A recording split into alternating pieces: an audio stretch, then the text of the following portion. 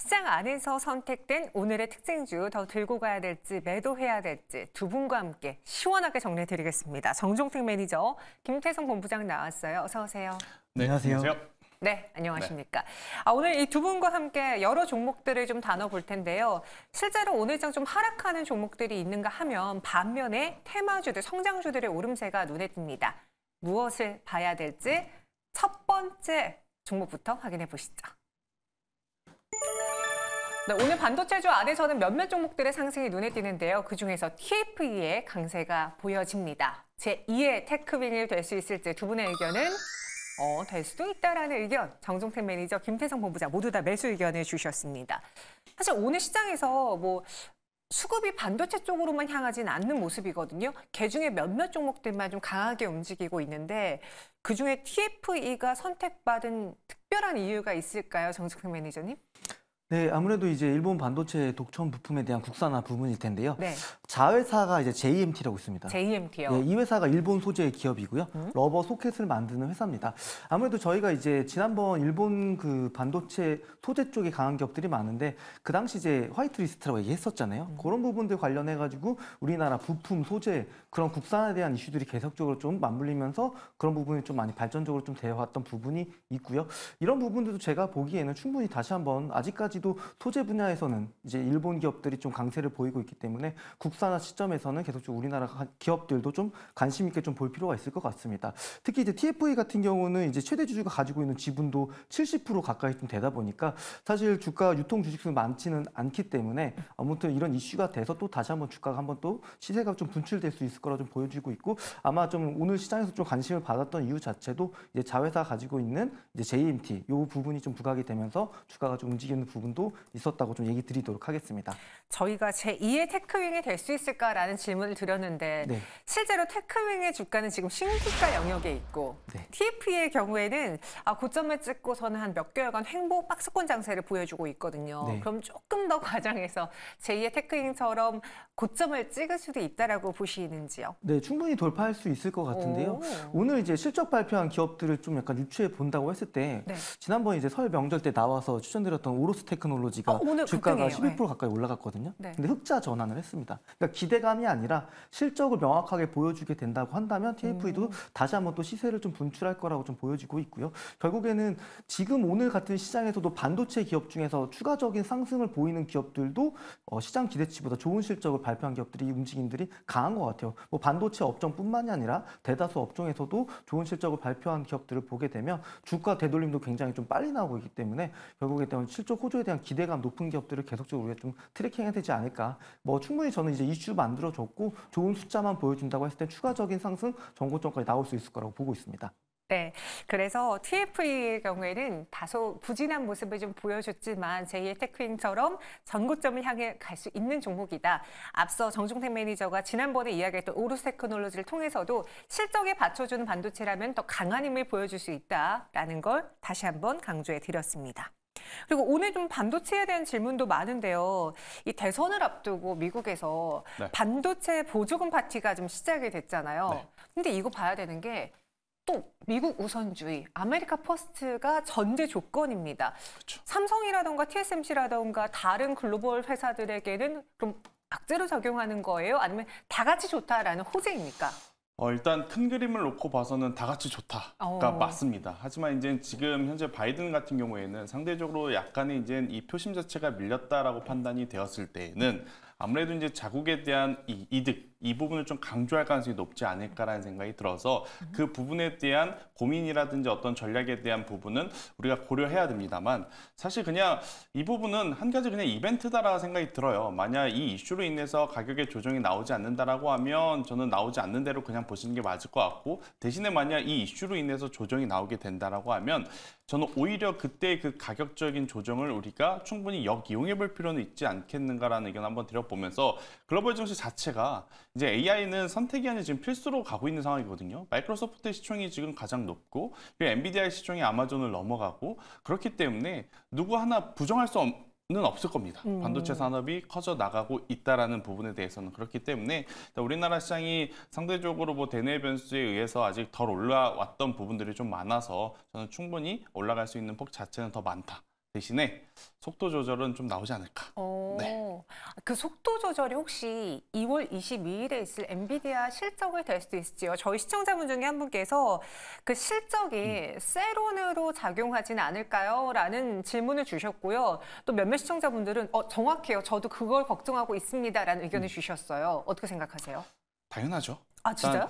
사실 이제 오늘 시장을 보면 네. 다수의 투자자들이 그걸 좀 생각하고 있는 것 같아요. 그런데 이제 벌써부터요? 문제는 뭐냐면 저는 사실 어제 시장을 봤을 때 그래 반도체가 약하면 우리나라 시장에는 저 PBR주가 있다라고 생각을 했거든요.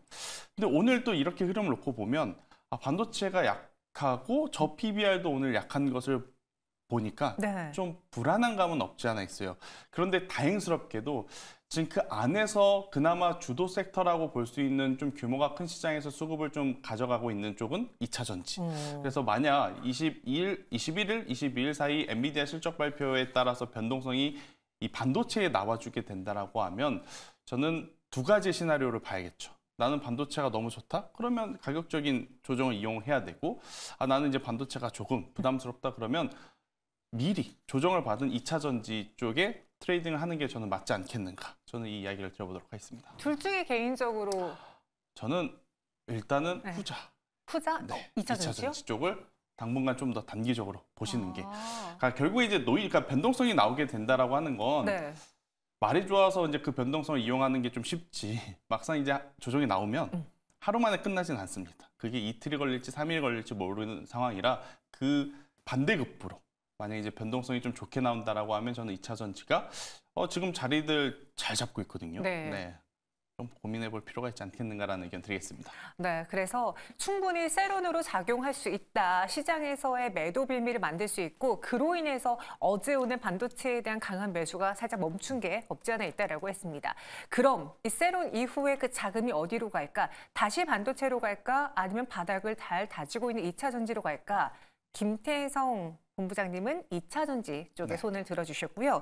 정종택 매니저의 생각은 어떤지 아니면 제 3회 후보로 저 PBR주를 사야 되나요? 라는 의견도 지금 올라줬는데 계속 뭐 오픈 AI도 그렇고 이 반도체에 대한 이야기는 끊임없이 나오고 있잖아요. 그리고 저는 김태성 본부장님하고 달리 제가 없어서 반도체가 이번 기회를 빌미로 한번 대량으로 한번 사보고 싶은데 저 같은 투자자분들을 위해서 좀 어떤 종목으로 보는 게 좋을지 힌트 좀 주세요. 네, 우선은 말씀하신 것처럼 이제 실적 잘 나오면 세론으로 눌리는 경우가 많습니다. 그런 케이도 덜어 있고요. 다만 제가 보기에는 이제 기업이 가지고 있는 어떤 실적에 대한 내재 가치의 펀더멘탈적인 측면은 크게 변한 게 없기 때문에 우선은 반도체 쪽에 대한 얘기를 드려보자면 이제 작년 4분기 실적들을 발표를 하고 있습니다. 이제 사업 보고서도 곧 이제 3월 30일까지 대부분 기업들이 제출을 할 텐데요. 우선은 작년 연간 실적들보다는 조금 더 좀 분절을 시켜서 작년 3분기부터 좀 실적이 좋아지고 있는지 이 부분을 보셔야 될 것 같아요. 그러니까 테크윙도 마찬가지로 주가가 계속적으로 강한 이유는 3분기도 좋았고 4분기도 좋았거든요.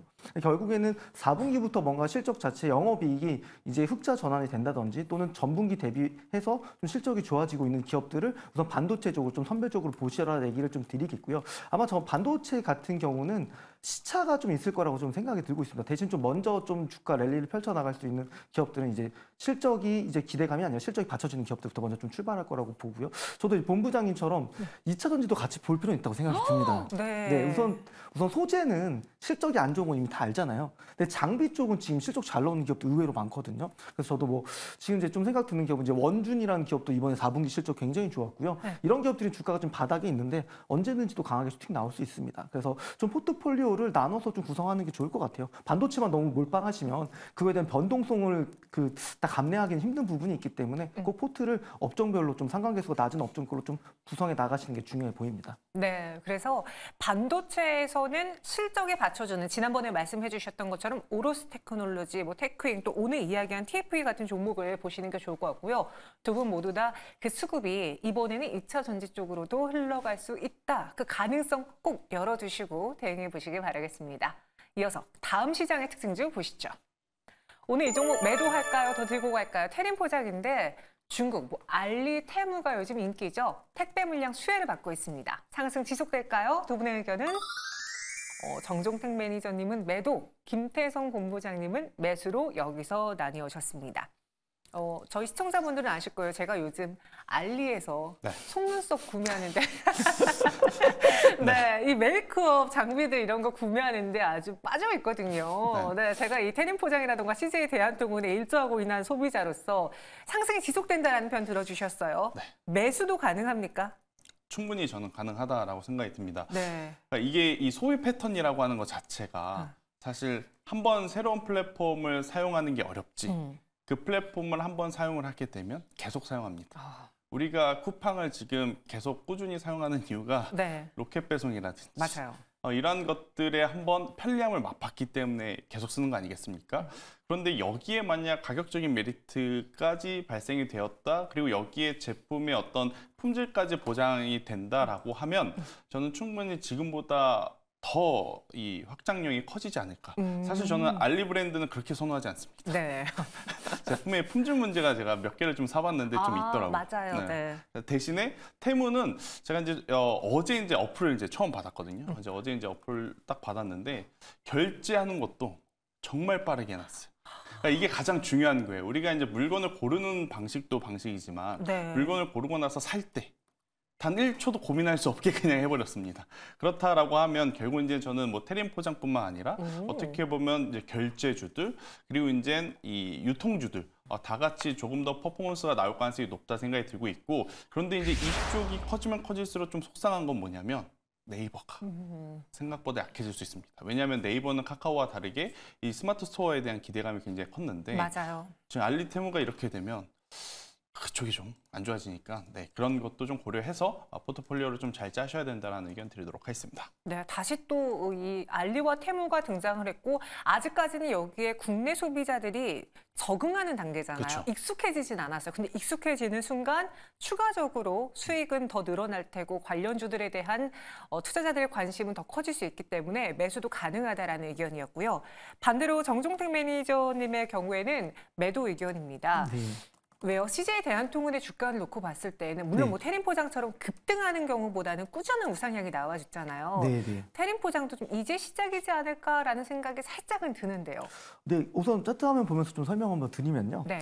우선 이제 장기 이동 평균선을 좀 크게 돌파하면서 오늘 또 신고가를 경신하는 모습을 좀 보였습니다.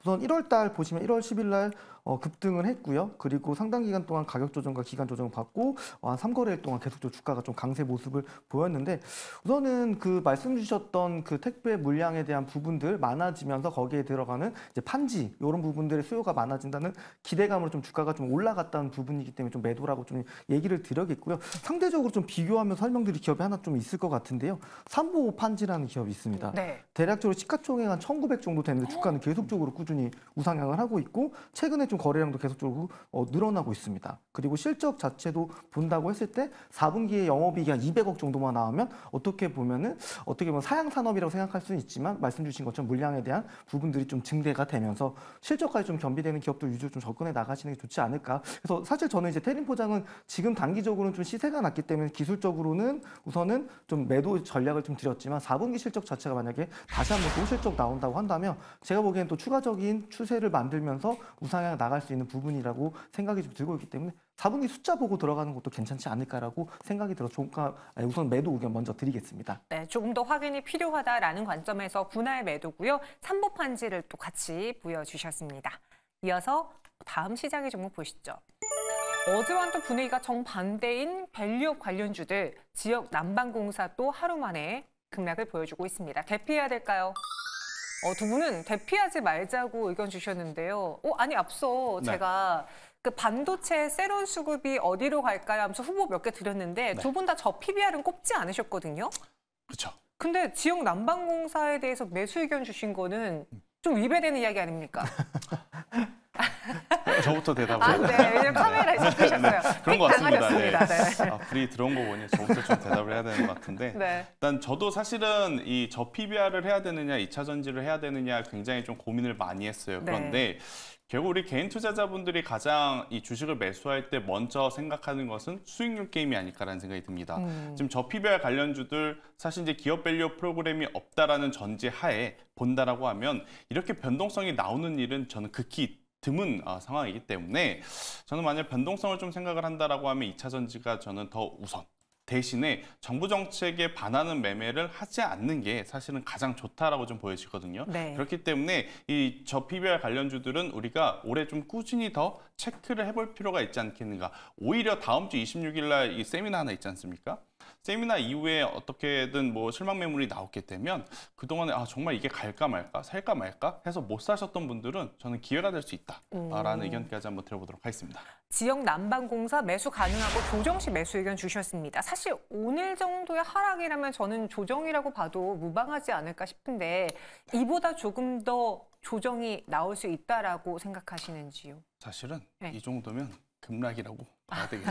그렇긴 해요. 네. 그래서 지금 이 떨어지는 칼날을 받기에는 지금 매력적으로 좀 보이는 2차 전지가 더 저는 좋기 때문에 오히려 지역난방공사는 일단 고점을 확인을 했고 여기서 이제 얼마만큼 조정이 될지 모르니까 그 조정의 폭을 조금 더 보고 다시 한번 이제 매수하는 전략을 저는 세우는 게 맞지 않겠는가라는 의견 들어보도록 하겠습니다. 네, 그래서 지역 난방공사 매수인데요. 조정식 매수. 오늘 좀 낙폭이 크잖아요. 그래서 안정될 때까지 기다렸다가 다시 접근해보자라는 의견입니다. 이어서 다음 종목 볼게요.